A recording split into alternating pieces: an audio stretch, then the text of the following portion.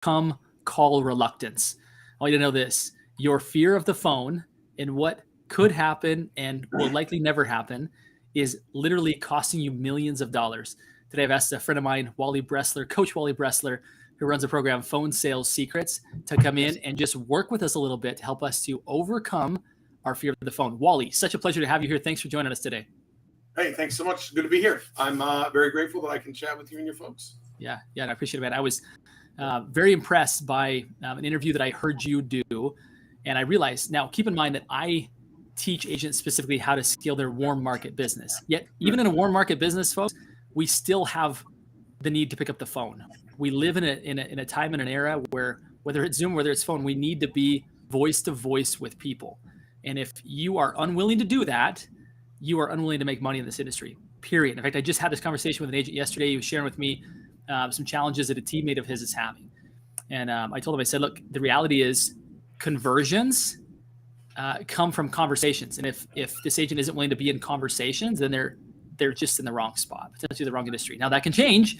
And that's exactly why we've brought you here today, Wally, is to really help us talk about how, we don't believe in fixed personalities or fixed people, that people are constantly dynamic and can move and change. So first of all, let's get some background on you, Wally, about kind of how you've gotten to this point where you're really kind of the master of helping people to unlock this fear of calling. You're already putting pressure on me to perform. I love it. Okay, cool. So it's interesting. I think a lot of what we teach in this lifetime. Did we lose you? No, I'm here. I hear you. It's just all you, buddy, front and center. I'm like, all of a sudden, I'm like, oh my God, he disappeared. Thanks. So, here's the thing. I think a lot of the lessons that we learn in life, we impact how we treat other people and I work with other people, if that makes any sense. I suffer from call reluctance for 10 years myself, which is kind of bad. Not bad, but basically, I didn't get my real estate license until I was 30. And the odd thing is, I sold 72 houses my first 14 months in the business. And for a while, I was like, why did I wait 10 years? So, but the fact of the matter is that how I got here was through a lot of trial and error and a lot of bad choices in my life that caused me to, as I say, become radically transparent with the fact that I needed help and become radically honest with myself that, I wasn't being the person I needed to be and that I wasn't really living the life that I wanted to, and then taking radical responsibility for making the change in my life that I needed. We are evolutionary in nature, meaning we are going to evolve. We're all going to change, right? In fact, I think cellularly, don't we change? Don't all of our cells change or revive themselves once every 7 years or something like that? But so we're always in a state of change, and through the benefit and I guess what the miracle, if you will, the magic of neuroplasticity, we can really change anything in our brain as well, if that makes any sense. Yeah, it totally does. I think it's empowering for people to know that, right? Is that we aren't these fixed beings and with our destiny already set out. Is that the beautiful thing about being human that's unique about us is that we have the ability to change ourselves, right? And it's so empowering, I think, to hear somebody who now is, in my opinion, probably the foremost expert on helping people to overcome call reluctance, once struggled with it, right? It's not like that you've always been great, because that would defeat kind of what we just shared, is that you can actually change. The fact that you were afraid of the phone, now you teach people how to overcome that. It's awesome. It's inspiring. So, and just on top of that, I because of a lot of the challenges I had as a child, and I was addicted to sex and pornography and money and food for 4+ decades, which really were, thank you, which really, somebody said, well, he's the best, so thank you so much. But and really, those addictions, they plagued me, and I lived a life filled with sadness and self-sabotage. And outwardly, I looked like I was doing well. I'm saying I was producing at a high level. I was helping people, but internally, making lots of bad decisions, losing millions of dollars, ruining my relationships with family and friends, my ex-wife, and just I made a lot of bad choices. And so, unfortunately, it took rock bottom for me to make the decision that I was going to go ahead and do something and turn my life around and become the person that I wanted to be and knew I could be. But I don't want everybody to have to hit rock bottom. But the fact of the matter is that, the key to making any change you want, it starts with awareness. Becoming, really, really aware of exactly why we can't pick up the phone, and why we procrastinate and have perfectionism and imposter syndrome and need for acceptance and need for approval that literally keeps us from moving forward in our business. I'm a firm believer that there's enough money for everybody in real estate if people want to go ahead and do what they want to do. But there's people who get, as Cliff Freeman would say, their unfair share of that because they're willing to do what other people don't do. And that's pick up the phone and talk to people who they do know and talk to people they don't know and build relationships with them and then turn those relationships into mutually beneficial relationships where their prospects and clients get great service, great houses, build dreams for themselves. And in turn for that, these agents, they get rewarded handsomely for what they do. It's, again, inspiring to hear you say that. I think anybody that struggled with call reluctance or anything else should be inspired by what you just shared. You just open up the closet and said, guys, here's everything I've struggled with. And I believe that that's probably a really good lesson for all of us is just admitting just admitting the fact that like, hey, Houston, we have a problem here, right? Yeah. Some things aren't right. That I'm in a conversation business and I'm afraid of having conversations. Like how in the, am I ever supposed to have success leading people on their biggest buying or selling decision if that phone weighs 500 pounds, right? And I think just people coming forward to say, look, yeah, that's me. Like, I really don't like whether it's even fear of me answering the phone or me picking up the phone and calling. Sometimes it's people that I know and love already. Other times it's strangers, right? But either way, there's a problem here if you're unwilling and scared of doing those things. And I think you just shared a perfect example of like, first of all, you've just got to be transparent and honest with yourself to say, yeah, something isn't right here. Or a lot's not right. Yeah. And here, interestingly enough, just to kind of break it down a little bit, 40% of seasoned salespeople, real estate agents, 80% of new salespeople, real estate agents, they already have some sort of call reluctance. Okay. And, I've kind of put it in two different categories. There's call reluctance that's a result of syntax, knowing what to do, when to do it, how to do it, where to do it, what to say, when to say it, how to say it. But through practice and trial and error and getting on the phone and messing up and learning from those lessons, you can overcome that in pretty short order.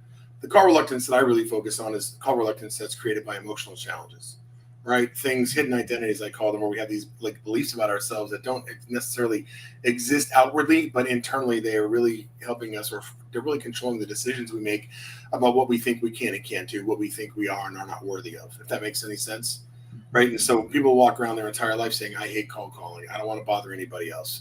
They don't need my services. I don't like when people call me. I don't want, when it comes down to is that, their belief about themselves, what they think they can and can't do, what they think they are and aren't worth are really is what's driving those dialogues. The other thing is 65% of people who are in sales actually have a very, very strong need to be liked. It's okay to want to be liked. You know what I'm saying? But to need to be liked and let the need to be liked be so pervasive in your life that it prevents you from doing the things you need to do to create a great business or life for yourself, that's when it's a problem. Very good distinction, right? Yeah, I think everybody here loves that, that affirmation that you're doing good things and that, you're helpful. But to need it is different. Kind of going back to some of the addictions that you and all of us have struggled with at some point in our lives is that it's different when you need it to survive, right? You see people that are addicted to drugs or nicotine or whatever. When it takes away your free will, when it takes away your agency, like you have to have it and you no longer almost don't have a choice. You still do, but that choice feels more and more limited because the need is so great. I think like saying that is an addiction, that people need that affirmation is fascinating to hear. And I agree with you. I think that really lies at the root of it, right? And how do people overcome that, Wally? Let's say it's like, yeah, that's me. I really want to be liked. And frankly, when I call people who don't know me, often if I get people that are cranky that don't like me or don't like the call, like how do you help them through that? It's interesting. It's funny because a lot of people have this just do it attitude. I should just be picking up the phone and just making calls, or I should just get over it. But if you could do that, it would already be done, right? And you can do it, but it's a matter of doing the things you need to do. So, I tell people, I'm like, well, the first thing we need to do is find out what battle are we fighting here? What enemy are we trying to overtake, right? You can't hit a target if you can't see it. So the first thing is to become aware of exactly why you have a need for approval, why you have self-esteem issues. And by the way, I don't believe we have self-esteem issues that are the same level across the board, right? I mean, for me, getting in front of people and talking, high self-esteem. Sales, high self-esteem. You want me to be a ballerina? Low self-esteem, right? You know what I'm saying? You want me to come and put your makeup on and do your hair? Low self-esteem, right? So it's not right. It's not self-esteem across the board. It varies based on what we do. So somebody could have a lot of self-esteem as a parent and then things that their hobbies and other things they like to do. But when it comes to sales and getting on the phone, it could be a lot lower. Right. So I don't want somebody to think that they hate themselves and don't like themselves and, they don't think they're worthy. It's just in that area, their self-esteem is such that it prevents them from, doing what they need to do to get where they need to go. So real simple strategies is what I have my clients do, take my class. Just, after we're done with this event, if you're watching this, whether you're watching it live or, recorded later on, go get 2 5x7 note cards and on it, write, just write a question. What is the source of my call reluctance? Or if you're a perfectionist or a procrastinator, whatever it is, self-sabotage, what is the source of my procrastination? What is the source of my perfectionism? And I just want you to keep one on your desk near you all day, and I want you to put one next to your bed. And by tomorrow morning, you're going to know what it is. And it's likely going to be some sort of trauma you experience. So you either physically abused, sexually abused, emotionally abused, near-death experience. You saw somebody else die. I had people who were at a carnival and got lost for 3 or 4 hours. I had a family member get lost for 3 or 4 hours. Car accidents, something that really shocked you or jolts you, right? Could have been you were bullied. Bullying's terrible for our self-esteem. A lot of times that's where that need for acceptance and approval comes from because, we look for approval in 2 places when we're children because we spend most of our time at home or at school, right? It could be a hidden identity you created. I mean, I grew up with very little money, and my parents, no one ever said we were poor, but you look at your clothes, you look at other kids' clothes, you look at other kids going on vacation. You're not going on vacation. I mean, I literally, Justin, I had lunch envy. Literally, I would have an apple or a sandwich and some crackers, and other kids at school would have literally a buffet. You know what I'm saying? Candy and sodas and cakes and And so, for my life, and this I squandered $5 million in my lifetime because of a poverty consciousness and not really valuing money, and then, or it could be a learned belief system. You had a parent, when you were a kid and your dad said, hey, you know what? Don't try anything today, Justin. Don't go being self-employed. Don't try anything, Justin, because the stoddard men, nothing good ever happens for them. Or, I'm a big guy, I've spent the majority of my life overweight because I had a binge eating disorder since I was 6. And, my dad, overweight guy, my parents were good people. They just weren't great parents because they didn't have good role models themselves. But I remember I was standing in the kitchen and I had this little Dunlaps, these are your belly Dunlap over your belt. So I had this small belly and my dad looked at me and says, that's never going to go away. Your grandfather had it, I have it, you're going to have it too. Okay. Locked in for life, right? So anyway, something happens. And when those things happen, it triggers our fight or flight response, our sympathetic nervous system. And for people who have call reluctance, usually flight. It's run, you know what I'm saying? And so we create this enemy inside of us that says when anything comes and triggers that fear, we run, we hide. And it just gets worse and worse and worse and worse and worse over age. You know what I'm saying? It grows from this little seedling to a sequoia tree. So by the time you're an adult and it's time to get on the phone, you may not even realize this call reluctance. You just, for you, it's, hey, I don't do that because I don't do that. Right. And so that's what we have to first find out is what happened. Where's the call come from? And I can tell you, it's, the relief that I see in people's eyes when we identify it. Really, it's kind of a double-edged sword because they're sad because they're, oh man, wow, that's it. And then they go, well, there's hope now because now I can do something with it. Right. It's like going to the doctor. You go to the doctor and you say, I have a headache. The doctor says, okay, lay down, we're going to operate. He's like, where does it hurt? Inside, outside? Is it pounding? Is it consistent? Is it intermittent? You know what I'm saying? And he finds out where it is. They become aware, and then they administer the prescription, right? And so we find out what it is that's causing it, and then we really work on identifying the emotions that come up when that happens, and work on a mindfulness, which is basically just like focusing on being present and not worrying about the future or the past, right? Because if I'm focusing on the future and all the bad things that can happen, I'm going to get anxious, right? Fearful. Mm-hmm. If I focus on the past and I can get depressed, I can get sad. But if I'm focusing on what's happening right now, it's hard for me to focus on either of those things, right? Yeah. So really focus on teaching people to just take control of those emotions that come up when it's time to get on the phone. And then we go into rewiring their brain. And, here's the thing. We've been wiring our brain our entire lives. Like when we're little kids, our brains are like savings accounts. But then we can only make deposits, right? You're bad. You're stupid. You're dumb. You're an idiot. You're poor. You're fat. You're a lot, right? And nobody teaches us how to take them out. We just take them all in, and we spend our lives letting emotions come in and doing whatever they're going to do to us, right? We don't control them. So we really work on rewiring our brain and change what we say to ourselves and change the inputs and really work on mindfulness. Here's a great thing. One of the things that mindfulness does for you, which is really just being present and focusing on your breathing and whatnot, is it reduces emotional reactivity. Okay? There's people who have super busy brains. And if you're anything like I was, your brain is rolling when you go to bed. And if you're lucky enough to go to sleep, if you wake up, your brain is just continuing to roll. Right? Because that's your brain. Because your brain's just saying, listen, we want to get rid of this. We want to get rid of this. Deal with it. And we don't, and we keep pushing it down on our brain. We're in this fight, And so mindfulness decreases emotional reactivity. It doesn't so much that it'll actually start to work for you. Like the things that bother you, that freak you out, if you do enough mindfulness, will not freak you out anymore. Your brain would have been let it in. Because you said to brain, we don't let that happen. So we work on rewiring people's brains and focusing on what they want instead of what they don't want, who they want to be instead of who they don't want to be, who they tell themselves they are. And then we focus on what drives them, really find out what drives them. And I actually help people find out what their real why is. I find so many people like, I don't know what my why is. I wish I knew my why is. Or people confuse their whys with their whats or their whys with the whos. Like, my kids are my why. This new car is my why. This house is my why. Like your kids are a who, right? Doing something for your kids is a why. Making sure that your kids have plenty of money when they grow up because you were poor when you were a kid and what you're going to do to make that happen, that's a why. Having crappy cars your entire life and having a reliable car to the point where you want to go buy a big fat BMW that's a spitting nice car, a cool whip, and what you're going to make that happen, that's a why.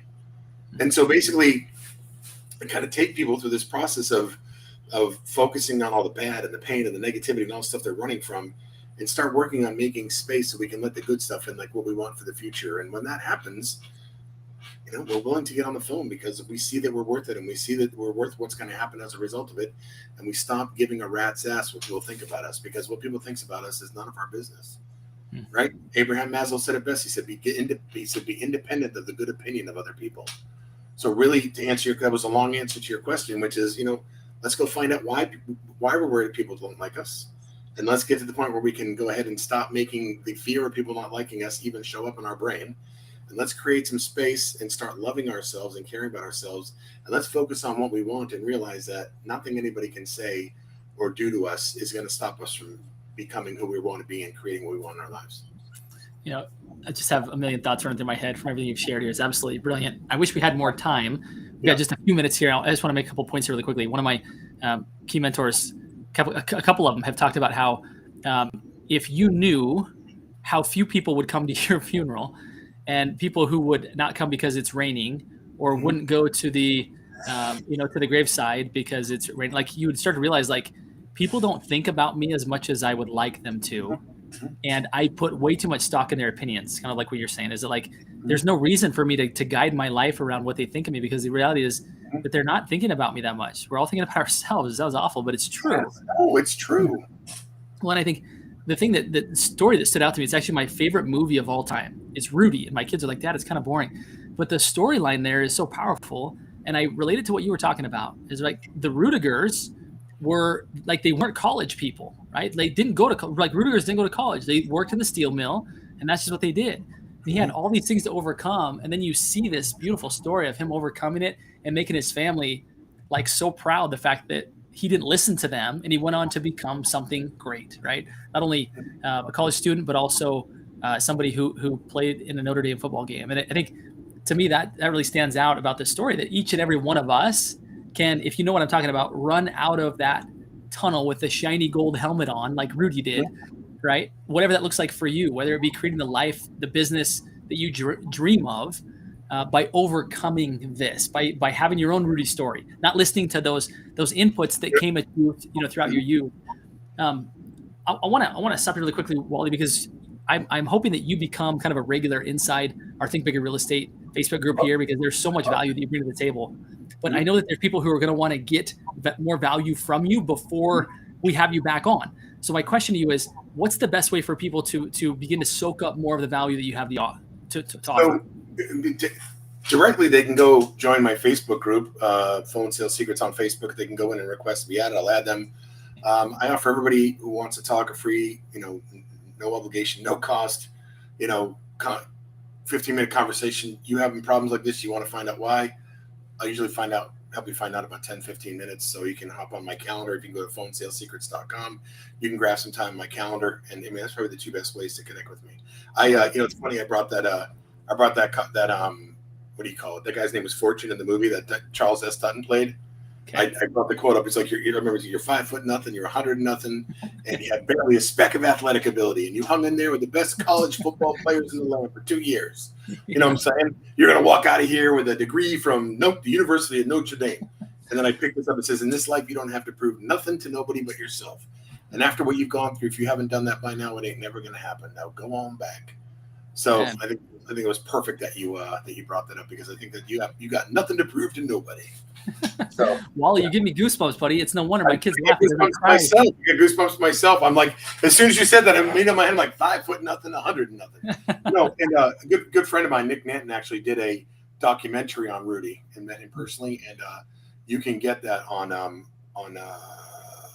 Amazon. Great stuff. Really a solid inside look at that. So, but thanks for having me today, man. I'm honored that you would let me come and speak to your group and speak with you. So I appreciate it. Such a pleasure. Look forward to doing more together. And everybody, if you're looking to overcome, call Reluctance, because again, it's costing you millions. It's literally costing you millions of dollars in missed opportunity by not overcoming this one thing. So we should reach out to Wally. Thank you. And appreciate it so much, Wally.